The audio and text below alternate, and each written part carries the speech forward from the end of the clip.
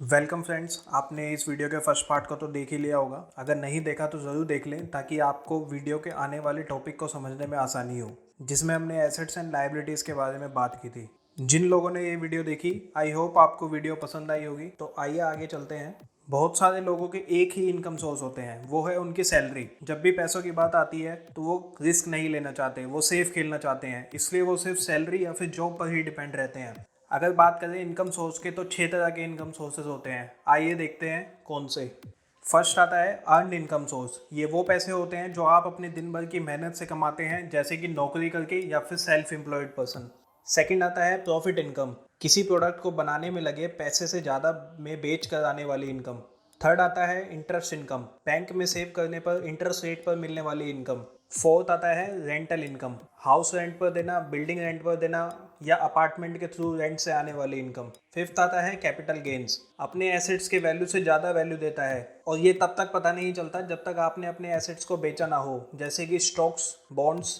Six आता है royalty या फिर रेजिडुअल इनकम। एक बार काम करने पर आने वाली इनकम, जैसे कि पेटेंट कराना, फ्रेंचाइजी या फिर कॉपीराइट। दुनिया भर के अमीरों में से अमीर लोग, जैसे अमेजोन के founder mister Jeff Bezos, mister Warren Buffett, portfolio की इनकम की वजह से अमीर बने हैं। वहीं डोनाल्ड ट्रंप और इस बुक के author mister Robert T Kiyosaki भी पैसिव इनकम की वजह से अमीर बने हैं। रिच डैड हमेशा रॉबर्ट से कहते थे कि तुम्हें अपनी ऑर्डिनरी इनकम को जल्द से जल्द पैसिव या पोर्टफोलियो इनकम में कन्वर्ट कर लेना चाहिए, यानी अपना पूरा ध्यान एसेट्स कॉलम पर देना चाहिए। दोस्तों, दिमाग हमारा सबसे बड़ा एसेट होता है, और अगर आप उससे अच्छे से ट्रेन करते हैं तो आपको कई अच्छी अपॉर्चुनिटीज ढूंढने में और ग्रैब करने में हेल्प मिलेगी, जिससे आप बहुत सारी वेल्थ जनरेट कर सकते हैं। रिच डैड का मानना है कि हमें सीखते रहना चाहिए, मतलब अपनी लर्निंग पर ध्यान देना चाहिए। बहुत से लोग लर्निंग पर ध्यान नहीं देते, जिसकी वजह से वो लाइफ में पैसे तो बहुत कमाते हैं पर उनको मैनेज नहीं कर पाते। इसलिए सभी को फाइनेंशियल लिटरेट होना बहुत जरूरी है। दोस्तों, फाइनेंशियल नॉलेज पर फोकस करो, उसे सीखो। फाइनेंस और इन्वेस्टमेंट के बारे में सीखना एक लाइफ टाइम लर्निंग है। जब भी आपसे गलती हो उससे सीखो और नेक्स्ट टाइम और अच्छे से करो। रॉबर्ट टी कियोसाकी को रियल एस्टेट्स में इन्वेस्ट करना पसंद था। वो कुछ स्मॉल कंपनीज में भी इन्वेस्ट करते थे, और इसी तरह उन्होंने अपने छोटे छोटे अमाउंट को बड़े अमाउंट में कन्वर्ट किया। तो दोस्तों, ये थी कुछ बातें मिस्टर रॉबर्ट टी कियोसाकी की famous book rich dad poor dad से।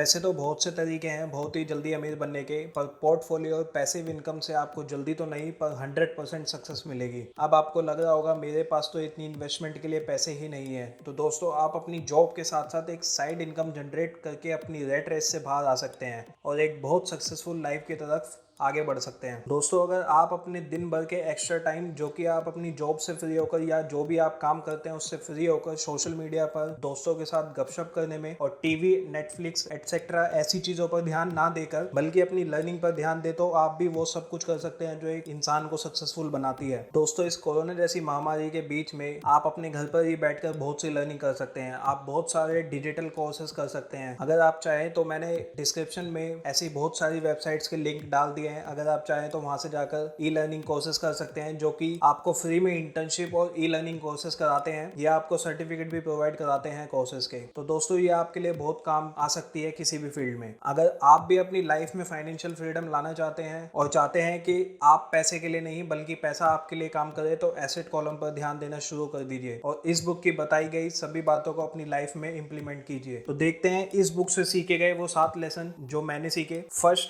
Learn to manage risk.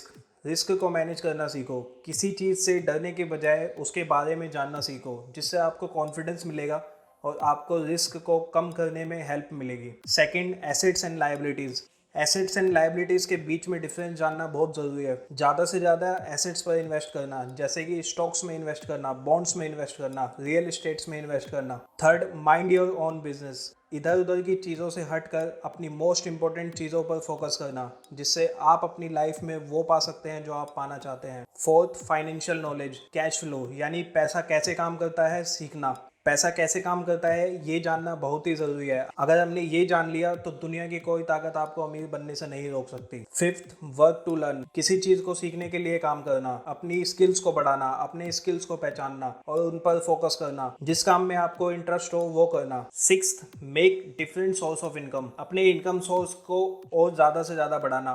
एक इनकम सोर्स पर डिपेंड ना होकर न्यू इनकम सोर्स को ढूंढना, ज़्यादा से ज़्यादा इनकम सोर्सेज को बढ़ाना। सेवंथ, पे योर सेल्फ फर्स्ट। खुद पर इन्वेस्ट करना, न्यू स्किल सीखना, अपनी लर्निंग पर ध्यान देना, एसेट्स खरीदना। तो ये थी कुछ बातें जो मैंने सीखी इस बुक से। लाइक करें, कमेंट करके बताएं आपको वीडियो कैसी लगी, शेयर करें अपने दोस्तों को और अपनी फैमिली के साथ ताकि सभी लोग फाइनेंशियली स्ट्रांग बने। सब्सक्राइब करें हमारे चैनल द बुक ट्यूब्स को ऐसे ही मोस्ट यूजफुल इन्फॉर्मेशन को जानने के लिए। अगर आप भी इस बुक को खरीदना चाहते हैं तो इस बुक के लिंक को मैंने डिस्क्रिप्शन में डाल दिया है, आप वहां से जाकर खरीद सकते हैं। जो मैं पर्सनली सजेस्ट करता हूं कि आप सभी को ये बुक एक बार जरूर पढ़नी चाहिए। Thanks for watching. जय हिंद।